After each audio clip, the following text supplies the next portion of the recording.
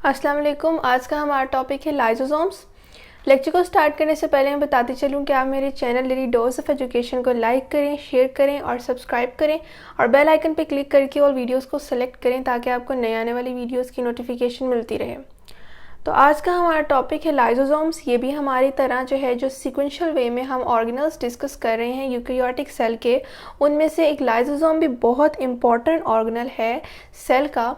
अभी हम इसकी मीनिंग देखते हैं कि लाइजो मीन्स लाइसोसोम्स में वर्ड लाइजो का मतलब होता है स्प्लिटिंग, ब्रेक डाउन होना, और सोमा का मतलब होता है बॉडी, यानी स्प्लिटिंग बॉडी लाइसोसोम्स जो है इनको कहा जाता है। ये स्प्लिटिंग बॉडी होती हैं।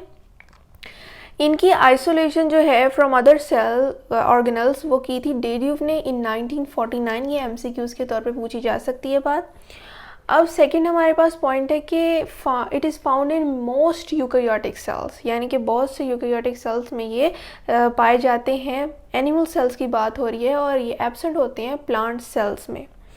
अगर इनकी कॉम्पोजिशन की बात की जाए कि लाइसोसोम्स की कॉम्पोजिशन क्या है, किस चीज़ पे ये कंपोज्ड हुए हैं, तो ये बहुत सी एंजाइम्स पर जो है वो इनकी कॉम्पोजिशन डिपेंड कर देती है, जिसमें एसिड फॉस्फेटेज और बहुत से हाइड्रोलाइटिक एंजाइम्स जो कि स्प्लिटिंग एंजाइम्स होते हैं, लार्जर मॉलिक्यूल्स को स्मॉलर मॉलिक्यूल्स में ब्रेक डाउन करते हैं, उनमें ये इन्वॉल्व होते हैं। इसी वजह से इनको स्प्लिटिंग बॉडी कहा जाता है। पहले हम डायग्राम के मुताबिक देखेंगे, जिनमें हम अपने प्रीवियस लेक्चर्स में डिस्कस किए हुए ऑर्गेनल्स की भी दोबारा से रिवीजन करेंगे और लास्ट में हम इनके फंक्शंस को देखेंगे। तो हमारे पास ये डायग्राम है। मैंने न्यूक्लियस वगैरह को सबको इग्नोर किया है, सिर्फ मैंने जो है वो कंसर्न जो है वो चीज़ें बनाई हैं। Rough endoplasmic reticulum, the most important part for the synthesis of the cell. अब यहाँ पर रफ एंडोप्लाज्मिक रेटिक्यूलम के एरिया को ही सिर्फ मैंने यहाँ पर पॉइंट अप किया है कि उस एरिया पर जो अटैच राइबोसोम्स हैं ये बनाते हैं प्रोटीन्स। वो एंजाइम्स भी हो सकती हैं, हार्मोन्स भी हो सकते हैं, जो कि सेल के इंट्रा और एक्स्ट्रा सेलुलर जो है वो प्रोसेसेस में इन्वॉल्व हो सकते हैं और अपने जो हैं वो रोल को प्ले करेंगे।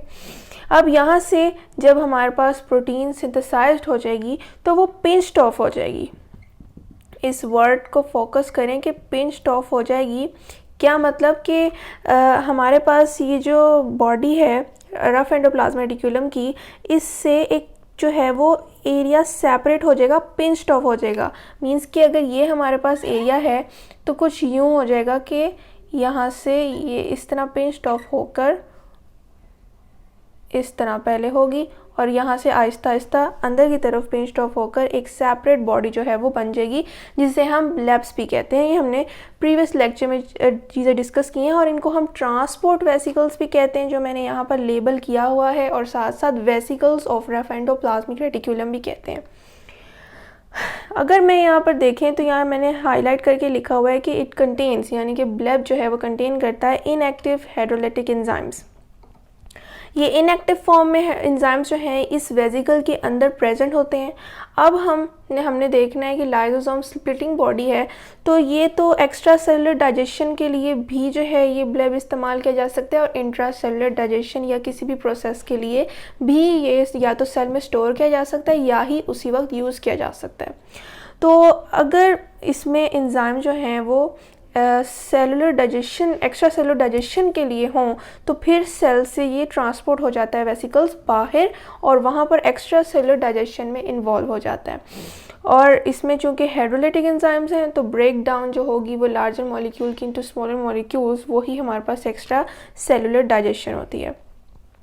इन केस के इसके पास जो है ऐसे एंजाइम्स हैं जो कि इंट्रा सेलुलर डाइजेशन या किसी भी प्रोसेस के लिए इन्वॉल्व होंगे, तो फिर वो फर्दर प्रोसेसिंग के लिए गोल्गी अपरेटस के पास जाएंगे। वहाँ पर जाके जाहिर है दोनों टर्मिनल एंड जो है हमारे पास रफ एंडोप्लाज्मिक रेटिक्यूलम के यहाँ से पिंच्ड ऑफ होंगे प्रोटीन्स बनकर।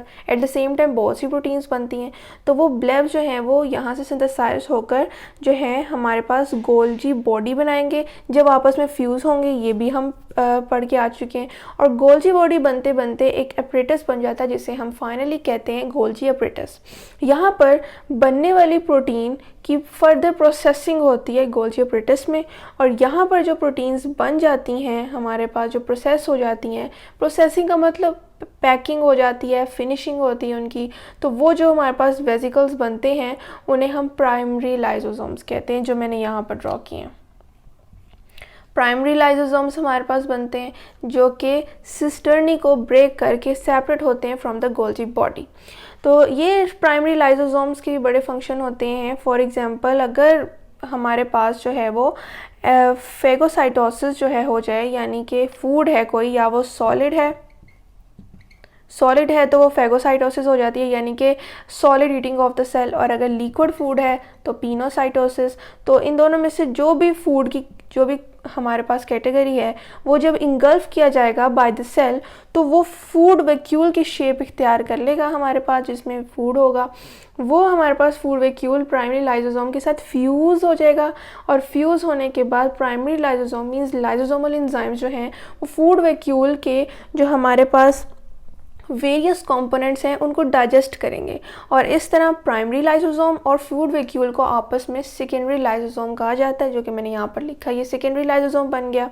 मींस लाइसोसोमल एंजाइम्स ने सेल के लिए जो भी फूड वैक्यूल जो है उसमें फूड प्रेजेंट था, वेरियस कंपोनेंट्स जिनमें कार्बोहाइड्रेट्स, प्रोटीन्स, लिपिड, ये सारी सेलुलर जो है वो जो है हम कह सकते हैं नीड्स हैं, जिनको पूरा करने के लिए फूड जो है वो वैक्यूल की फॉर्म में जो है inside of the cell move करता है। प्राइमरी लाइसोसोमल एंजाइम्स जो हैं वो उसकी डाइजेशन करते हैं वेरियस कंपोनेंट्स की, और फिर एट द एंड जो इनका कॉम्प्लेक्स बनता है वो सेकेंडरी लाइसोसोम कहलाता है। तो एक ये चीज़ है जो कि इंट्रा सेलुलर प्रोसेस है हमारा। उसके बाद डाइजेशन भी हो सकती है कि प्राइमरी लाइसोसोम जो है वो ओल्ड माइटोकॉन्ड्रिया या कोई भी हमारे पास ऐसा सेलुलर ऑर्गेनेल हो जो कि ओल्ड हो गया हो, वॉर्न आउट हो गया हो, तो उसकी इंगल्फिंग के लिए भी जो है उसे डाइजेशन कहते हैं। इसे हम ऑटोफेगी कहते हैं। तो उसकी डाइजेशन कर देता है। ये प्रोसेस असल में डेवलपमेंटल प्रोसेसेस में होता है, जिसमें जो है वो सेल्फ ईटिंग होती है। ऑटोफेगी को हम सेल्फ ईटिंग भी कहते हैं, जिसमें डाइजेशन होती है सेलुलर कंटेंट की, जिससे ओल्ड और वॉर्न आउट जो ऑर्गेनल्स हैं वो सेल से ख़त्म हो जाते हैं। दूसरा ये कि ऑटोलिसिस भी हो सकती है। ऑटोलिसिस में क्या कि सेलुलर डेथ, कि अगर सेल की डेथ होनी है तो जो भी एंजाइम्स प्रेजेंट हैं, हाइड्रोलाइटिक एंजाइम्स, वो अंदर ही रिलीज़ हो जाएंगे एक्टिव फॉर्म में, और सेलुलर कंटेंट्स को जो है वो ख़त्म कर देंगे, इनगल्फ कर लेंगे, या वो बिल्कुल जो है वो सारा हमारे पास सेलुलर कंटेंट जो है वो इनगल्फ हो जाएगा बाय ऑन, तो जिसकी वजह से सेल की डेथ कॉज हो जाएगी। तो इसी तरह हमने साथ साथ इसके फंक्शंस भी डिस्कस कर लिए। तो हमारे पास एक सेल है जिसकी जितनी ज़्यादा फेगोसिटिक एक्टिविटी होगी वो ही लाइसोसोमल सेल्स कहलाएंगे, और मतलब जिन सेल्स के अंदर ये एक्टिविटी होती है कि वो फेगोसिटिक जो है वो प्रोसेस को परफॉर्म कर सकें, उन्हीं के अंदर लाइसोसोम जो है वो प्रेजेंट होता है। तो ये बातें हैं, और ये सबसे ज़्यादा एनिमल सेल्स में पाए जाते हैं जो कि फेगोसिटिक एक्टिविटी को एग्जिबिट करते हैं। इसी वजह से हम इन्हें कहते हैं कि ये हमारे पास एब्सेंट होते हैं प्लांट सेल्स में। दूसरा ये कि जो मैंने आपको ऑटोलिसिस के बारे में बताया, तो उसमें ये है कि कुछ सर्कमस्टांसेस होते हैं, जैसे कि स्टारवेशन हो गई, बहुत ज़्यादा स्टारवेशन हो जाए, या नॉर्मल फिजियोलॉजिकल प्रोसेस भी हो, तो जो सेल के पार्ट्स हैं वो इंगल्फ्ड हो जाते हैं बाय प्राइमरी लाइसोसोम्स और डाइजेस्ट हो जाते हैं in order to generate energy. Primary lysosome means जो लाइसोसोमल एंजाइम्स है वो सेल के पार्ट्स को डाइजेस्ट कर लेता है, जिसकी वजह ये स्टारवेशन के केस में या किसी दूसरी कंडीशन में ज़्यादातर होता है।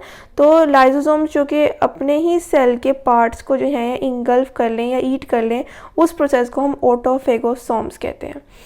तो यहाँ पर ऑटोफेगी से रिलेटेड हमने बात की, और यहाँ पर जो है फूड वैक्यूल प्राइमरी लाइसोसोम के साथ फ्यूजन करके एक सेकेंडरी लाइसोसोम बनाना है, इसे हम हेड्रोफेगोसोम कहते हैं। Hetero means other, phago means eating, और हमारे पास सोम बॉडी को कहते हैं। मीन्स हेड्रो यानी कि जो दूसरा बाहर से फूड आ रहा है उसकी ईटिंग को हम हेड्रोफेगोसोम कहते हैं। और हमारे पास जो सेलुलर पार्ट्स हैं जो कि इट सेल्फ ईट हुए जा रहे हैं बाय लाइसोसोम, उस प्रोसेस को हम कहते हैं ऑटोफेगोसोम। अब इसके फंक्शंस को वैसे ही हम दोबारा से रिपीट कर लेते हैं कि ऑटोफेगी इसका फंक्शन है, ऑटोलिसिस इसका फंक्शन है, और एक्स्ट्रा सेलुलर डाइजेशन। ऑटोफेगी को हमने डिस्कस कर लिया कि ये सेल्फ ईटिंग है, कि सेलुलर कंटेंट जो भी ओल्ड या वॉर्न आउट कोई भी अंदर ऑर्गेनल प्रेजेंट हो या कोई भी चीज़, उसकी डाइजेशन या engulfing by the primary lysosome. और उसके बाद वो सेकेंडरी लाइजोसोम बन जाता है, या ऑटोलाइसिस यानी कि सेल की डेथ, जिसमें सेल का जो एंजाइम्स हैं जो कि अंदर सिंथेसाइज हुए हैं वो अंदर ही रिलीज़ हो जाते हैं, जिसकी वजह से सेल की डेथ हो जाती है, क्योंकि सारे सेलुलर ऑर्गेनल्स या कंटेंट जो हैं वो बिल्कुल डिस्ट्रॉय हो जाते हैं उन एंजाइम्स की एक्टिविटी वजह से। एक्स्ट्रा सेलुलर डाइजेशन ये है कि इन केस ट्रांसपोर्ट वेसिकल्स जो हमारे पास सिंथेसाइज हुए हैं रफ एंडोप्लाज्मिक रेटिकुलम पर, उनमें ऐसे एंजाइम्स इनएक्टिव फॉर्म में प्रेजेंट हों जो कि एक्स्ट्रा सेलुलर डाइजेशन का रोल प्ले करते हों, तो ऐसे एंजाइम जो हैं उनको वेसिकल्स के थ्रू जो है बाहर ट्रांसपोर्ट कर दिया जाता है और वो एक्स्ट्रा सेलुलर डाइजेशन करते हैं आउटसाइड द सेल। तो ये था आज का हमारा टॉपिक, जिसमें हमने लाइसोसोम्स को देखा और उसकी आइसोलेशन, साथ ही साथ उनके अक्रंस और उनका कुछ प्रोसेस जो हमारे सेल के लिए बहुत इंपॉर्टेंट है। अब हम लाइसोसोम्स के मतलब जो कुछ डिजीज़ हैं इनको इंशाल्लाह नेक्स्ट लेक्चर में डिस्कस करेंगे। अभी ये ऑर्गेनल पे बात ख़त्म नहीं हुई है, तो फ़िलहाल जितना मैंने आपको इंट्रो दिया है लाइसोसोम्स का, आई होप आपको इसका अंडरस्टैंड हुआ होगा। फिर भी कोई क्वेश्चन हो तो आप कमेंट में ज़रूर पूछें। मैं फिर बताती चलूँ कि आप मेरे channel daily dose of education को लाइक करें, शेयर करें और सब्सक्राइब करें, और बेल आइकन पर क्लिक करके और वीडियोज़ को सेलेक्ट करें ताकि आपको नई आने वाली वीडियोज़ की नोटिफिकेशन मिलती रहे। शुक्रिया, अल्लाह हाफ़िज़।